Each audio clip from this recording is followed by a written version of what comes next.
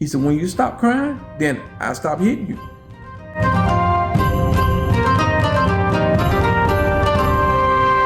I used to come into the school and Mr. Hankins be standing in his doorway of his office.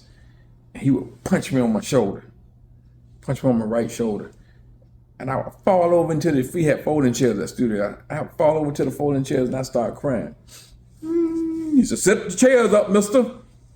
I sit the chairs up. He said, go back there and change it to your uniform. I put my shoes on the shoe rack, go change it to my uniform. He would punch on my shoulder every day. I would cry every day. And then years and years later, he used to take me and a couple of other black belts out to lunch. And he looked at me, we was talking, he said, Jack, I remember when you used to cry. And I said, I remember when you used to hit me on my shoulder.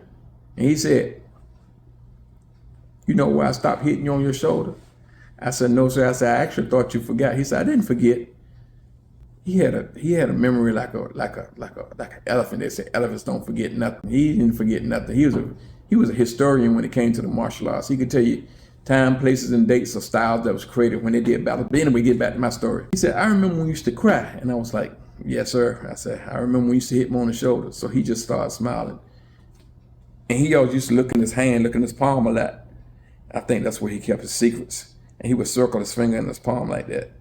He said, you know why I stopped hitting you on the shoulder? I said, no, sir. I said, I actually thought you forgot. He said, because you stopped crying.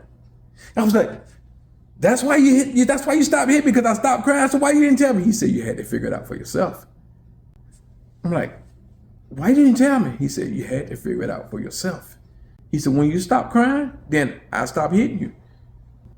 And I was like, I pondered it. I couldn't figure out what, but then I understood that was my emotional development. I'm saying emotional development because, when I got hit, my feelings were hurt. I'm crying because my feelings hurt. My feelings were hurt more than, it wasn't about the punch on the shoulders. Like this man hitting me. This guy right here, he balled his fist up, looked like he had sludge hammers on the end of his hand. His forearms were like a side of a ham hock. So it looked like I used to look at him and go, man, you want to hit somebody with that? So, like I said, Mr. Hankins, he was creating me. He used to say stuff like, iron ore relentlessly bombarded in the blast furnace. Only the temper-bladed sword knows for sure what's going through. And I never knew what that meant. So then it's like you take it to the story of the sword maker. When you make a sword, it's first a lump of iron ore that's raw, that's dug up out the ground. And then they put it in the blast furnace, which means they heat it up. That's like being in the karate studio. And then that pounding and that creating, that's what you go through to become the superior black belt, or that black belt that people just look at in awe and go, wow. See that guy, look at that guy, look at that student, look at that girl kick, look at that guy kick.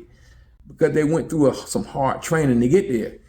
And Mr. Hankins used to always say, iron ore relentlessly bombarded in a blast furnace. Only the temper-bladed sword knows for sure what it's going through.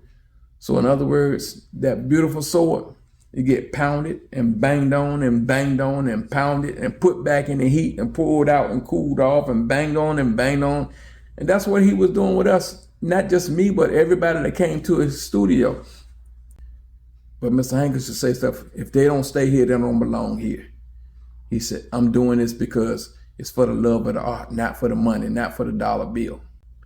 So he would drill us. So I'm saying the Asian way, the Asian culture, where they kind of like put you in some pain and pop you with a stick just to get the finished product. That's what Mr. Hankins did to us. But today we can't do that. We can't train them like that. Little Johnny, you yell at him, mama want to put a lawsuit on you. Somebody get kicked in the mouth, get the lip bust. Oh, parents want to get excited. Hey, it happens, it's combat. But again, I'm not brutalizing the students the way my instructor brutalized me. I thought he was a monster. But after being around him, he's very compassionate. Was a very compassionate person. And when he would train, see, he followed Honorable Elijah Muhammad. rest in peace, there was a Muslim Islamic religion. So he always said the Japanese got karate, the Okinawans got karate though, the Chinese got kung fu.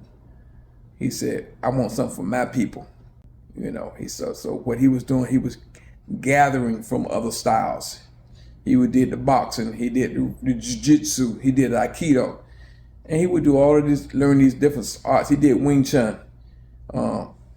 He would take bits and pieces so he would have something for his community, for his people. And a lot of times he would train the students in the neighborhood for free because he wanted to have something for his people. And, you know, even though back then karate was only $25 a month, and that's what my mom was paying, $25 a month for me. He used to always say, I want to have something for my people. So with that being said, he did a whole bunch of different styles, and he was great. He was never a great kicker. He said, I can't kick like Jack, but I can teach you how to kick. I can't kick like Bernard, but I can teach you how to do it. So he had a wealth of knowledge. He was a historian when it came to the martial arts. But again, like I said, when I first met him, my first impression, I was like, this man crazy. I was terrified. That's the beginning of my journey through the martial arts. I'm Grandmaster Jack Dark, and I'll see you next time.